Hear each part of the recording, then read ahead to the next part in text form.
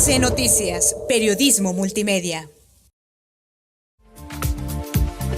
Lo que provocó las manifestaciones en Nicaragua no está en el poco desarrollo económico. Informes hablados por la CEPAL proyectan que Nicaragua cerrará en el 2018 con un 5% de crecimiento y con esto será el tercer país en América Latina que más crecerá, luego de lograr el 4.9% en el año pasado.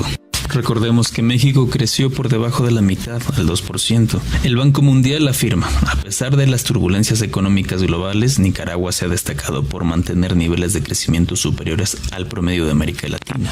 Además de esto, da fe de la disminución de la pobreza de 2014 a 2016. Y recordemos que antes, de 2005 a 2014, la pobreza ya había decrecido un 30%.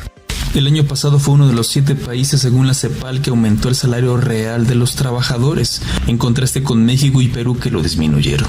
Antes de las protestas, Nicaragua tenía la tasa de homicidios más baja de la región y a la fecha es el país de Latinoamérica con mayor equidad de género. Agreguemos que con el apoyo de la Unión Europea y de la Alianza Global para la Educación, aumentó la calidad de la educación en el nivel básico.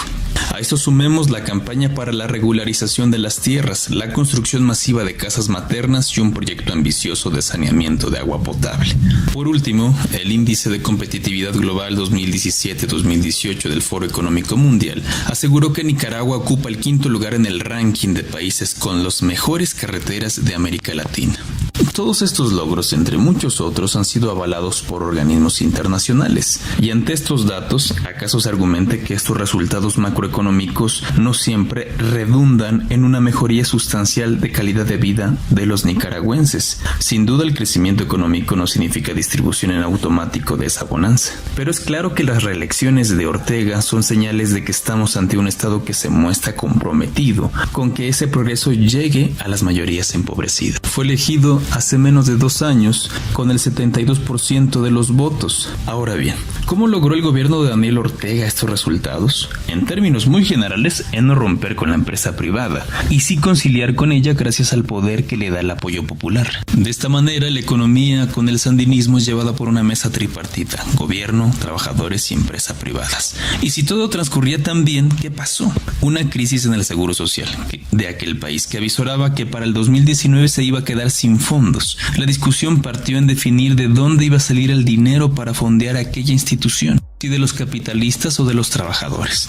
El Fondo Monetario Internacional sugirió castigar a los pensionados. El gobierno no lo aceptó. Entonces se planteó reformar el régimen de contribuciones para garantizar el derecho a la salud. Se acordó un incremento del 0.75% a los trabajadores y un 2% a los empresarios. Los sindicatos lo aceptaron, la cúpula empresarial lo rechazó. Luego vinieron una escalada de protestas, sobre todo de origen estudiantil. A los pocos días el gobierno sandinista la derogó y llamó a la paz. Comenzó a circular en los medios imágenes y videos de una presunta represión, sin tocar con suficiente equilibrio la manera de actuar de los manifestantes. Hoy existen pruebas abundantes sobre la violencia con la que actuaron: barricadas, cuetones, incendios a edificios públicos y hasta linchamientos. La demanda, que inicialmente era abolir dicha reforma, se convertiría en la destitución directa del presidente mediante elecciones anticipadas. La derecha se puso al frente y también, sorpresivamente, se sumarían conspicuos hombres de izquierda del país y de la región.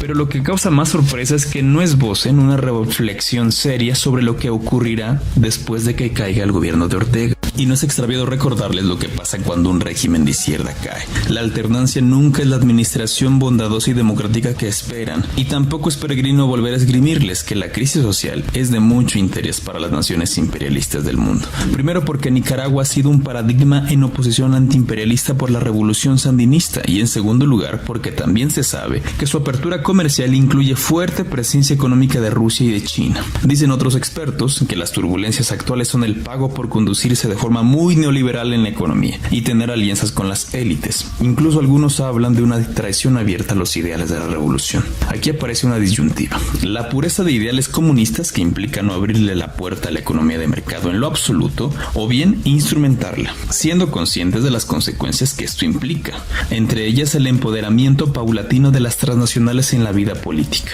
Y ante esta disyuntiva, China eligió lo segundo, pero estableció un estado fuerte, conducido por el Partido Comunista, que funciona funciona de contrapeso y regula el mercado. Y la fortaleza estatal reside en la solidez de la organización popular. De ahí que, siguiendo a la politóloga Simona Yagenova, podamos sugerir que el sandinismo, a pesar de importantísimos logros en materia social y económica, no comprendió suficientemente que cualquier proceso revolucionario que se encamine por la senda del libre mercado y los pactos entre las élites, más temprano que tarde, sucumbirá ante las traiciones de la clase dominante, si no crea estructuras de poder popular democráticas, territoriales, y si no libra una permanente batalla política en contra del pensamiento neoliberal y de la derecha. AC Noticias, periodismo multimedia.